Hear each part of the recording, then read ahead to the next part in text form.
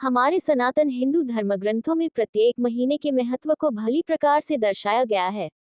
हमारी हिंदू संस्कृति में 12 मास व्रत पर्व त्योहारों से युक्त हैं। पौष मास धनु संक्रांति होती है, अतः इस मास में भगवत पूजन का विशेष महत्व है। दक्षिण भारत के मंदिरों में धनुर्मास का उत्सव मनाया जाता है। मान्यता है कि पौष कृष्णाष्टमी को श्राद्ध करके ब्राह्मण भोजन कराने से श्राद्ध का उत्तम फल मिलता है। ऐसी मान्यता है कि पौष मास में भगवान भास्कर 11,000 रश्मियों के साथ तपकर सर्दी से राहत देते हैं। इनका वर्ण रक्त के समान है। शास्त्रों में ऐश्वर्य, धर्म, यश, श्री, ज्ञान और वैराग्य को ही भग कहा गया है और इनसे युक्त को ही भगवान माना गया है। यही कारण है कि पौष मास का भग नामक सूर्य साक्षात परब्रह्म का ही स्वरूप माना गया है। पौष मास में सूर्य को अर्घ्य देने तथा उसके निमित्त व्रत करने का भी विशेष महत्व धर्मशास्त्रों में उल्लेखित है। इस माह में जब सूर्य भगवान धनु राशि में आते हैं तब से मकर संक्रांति तक एक महीने के समय को खर मास के नाम से जाना जाता है, जिसमें कोई शुभ काम नहीं होता है।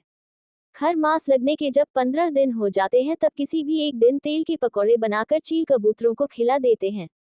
कुछ पकौड़े डकौत को भी दे देने चाहिए। अपने आसपास के लोगों तथा जानने वालों को पकौड़े भोग के रूप में बांटने चाहिए और उसी के बाद कोई शुभ काम करना चाहिए। इस वर्ष 16 दिसंबर से 14 जनवरी तक का समय खरमास रहेगा। पौष नाम क्यों पड़ा? विक्रम संवत में पौष का महीना 10वां महीना होता है। भारतीय महीनों के नाम नक्षत्रों पर आधारित हैं। दरअसल जिस महीने की पूर्णिमा को चंद्रमा जिस नक्षत्र में होता है उस महीने का नाम उसी नक्षत्र के आधार पर रखा जाता है। पौष मास की पूर्णिमा को चंद्रमा पुष्य नक्षत्र में रहता है, इसलिए इस मास को पौष का मास कहा जाता है। सफला एकादशी। पौष कृष्ण एकादशी सफला एकादशी कहलाती है। इस दिन उपवास पूर्वक भगवान का पूजन करना चाहिए।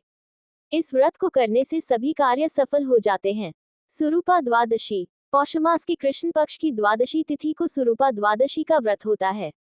यदि इसमें पुष्य नक्षत्र का योग हो तो विशेष फलदायी होता है। इस व्रत का गुजरात प्रांत में विशेष रूप से प्रचलन है। सौंदर्य, सुख, संतान और सौभाग्य प्राप्ति के लिए इसका अनुष्ठान किया जाता है। आरोग्य व्रत। विष्णु धर्मोत्तर पुराण में वर्णन मिलता है कि पौष शुक्ल द्वितीया को आरोग्य प्राप्ति के लिए आरोग्य व्रत किया जाता है। इस दिन गोशिंगोदक गायों की सींगों को धोकर लिए हुए जल से स्नान करके सफेद वस्त्र धारण कर सूर्यास्त के बाद बालेंदु द्वितीया तिथि के चंद्रमा का गंध आदि से पूजन करे। जब तक चंद्रमा अस्त न हो तब तक गुड़, दही, परमान खीर और लवण नमक से ब्राह्मणों को संतुष्ट कर केवल गोरस छाछ पीकर जमीन पर शयन करे।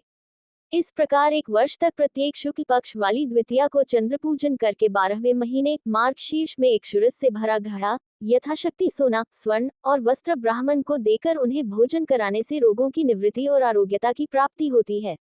ब्रह्म गौरी पूनम व्रत। इस व्रत को पौष माह की शुक्ल पक्ष की तृतीया को किया जाता है। इस तिथि पर जगजननी गौरी का षोडशोपचार से पूजन किया जाता है।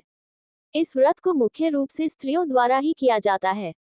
इस गौरी पूजन व व्रत से पति व पुत्र दोनों विरंजीवी होते हैं और व्रत करने वाली के लिए परम धाम भी सुगम हो जाता है। मार्तंडष्टमी। पौष शुक्ल सप्तमी को मार्तंडष्टमी कहते हैं। इस दिन भगवान सूर्य की प्रसन्नता के उद्देश्य से हवन करके गोदान करने से वर्षपर्यंत सूर्यदेव की कृपा प्राप्त होती है।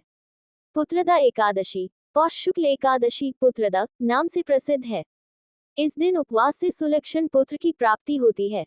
भद्रावती नगरी के राजा वसुकेतु ने इस व्रत के अनुष्ठान से सर्वगुण संपन्न पुत्र प्राप्त किया था। पौष शुक्ल त्रयोदशी को भगवान के पूजन तथा घृतदान का विशेष महत्व है। माघ मास के स्नान का प्रारंभ पौष की पूर्णिमा से होता है।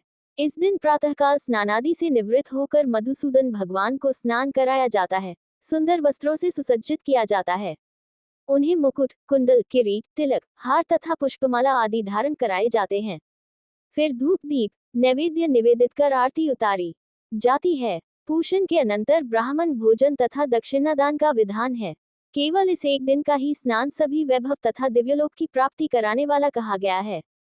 पौष मास के रविवार को व्रत करके भगवान सूर्य के निमित्त अर्घ्यदान दिया जाता है तथा एक समय नमक रहित भोजन किया जाता है।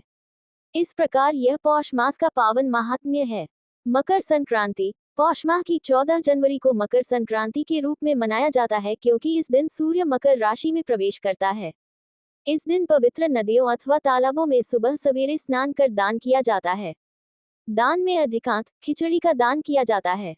बहुत से लोग ऊनी वस्त्रों अथवा कंबलों का भी दान गरीबों में करते हैं। किसी लड़की के विवाह के बाद जब पहली संक्रांति आती है तब उसके मायके से ससुराल वालों के सभी सदस्यों को गर्म कपड़े दिए जाते हैं। इस दिन 14 चीजों का दान नई बहू द्वारा भी मिलकर किया जाता है। जिसकी जितनी सामर्थ्य हो उसी के अनुसार दान आदि किया जाता है। पौष के महीने में सूर्य होते उत्तरायण। पौष के महीने में ही मकर संक्रांति के दिन से सूर्य उत्तरायण हो जाते हैं। गीता में भगवान श्री कृष्ण ने कहा है कि जो व्यक्ति सूर्य के उत्तरायण में दिन के उजाले में शुक्ल पक्ष में अपने प्राण त्यागता है वो मृत्यु लोक में लौटकर नहीं आता। यही वजह है कि महाभारत युद्ध में बाणों से छलनी भीष्म पितामह ने सूर्य के उत्तरायण होने के बाद ही अपने प्राण त्यागे थे। जब उन्हें बाण लगे थे तब सूर्य दक्षिणायन थे, तब उन्होंने बाणों की शैया पर लेटकर खासतौर पर सूर्य के उत्तरायण होने का इंतजार किया था। ऐसा माना जाता है कि इस वजह से भीष्म पितामह को मृत्यु के बाद मोक्ष की प्राप्ति हुई थी। ऐसे करे सूर्य देव की उपासना। इस माह में प्रतिदिन सबसे पहले नित्य प्रातः स्नान करने के बाद सूर्य को जल अर्पित करना चाहिए। इसके बाद तांबे के पात्र से जल दें। जल में रोली और लाल फूल डालें। इसके बाद सूर्य के मंत्र ओम आदित्याय नमः का जाप करें। इस माह नमक का सेवन कम से कम करना चाहिए। खान पान में रखें सावधानी। इस माह में चीनी की बजाय गुड़ का सेवन करें। खाने पीने में मेवे और स्निग्ध चीजों का इस्तेमाल करें। इस महीने में बहुत ज्यादा तेल घी का प्रयोग भी उत्तम नहीं होगा। अजवाइन, लौंग और अदरक का सेवन लाभकारी होता है। इस महीने में ठंडे पानी का प्रयोग, स्नान में गड़बड़ी और अत्यधिक खाना खतरनाक हो सकता है।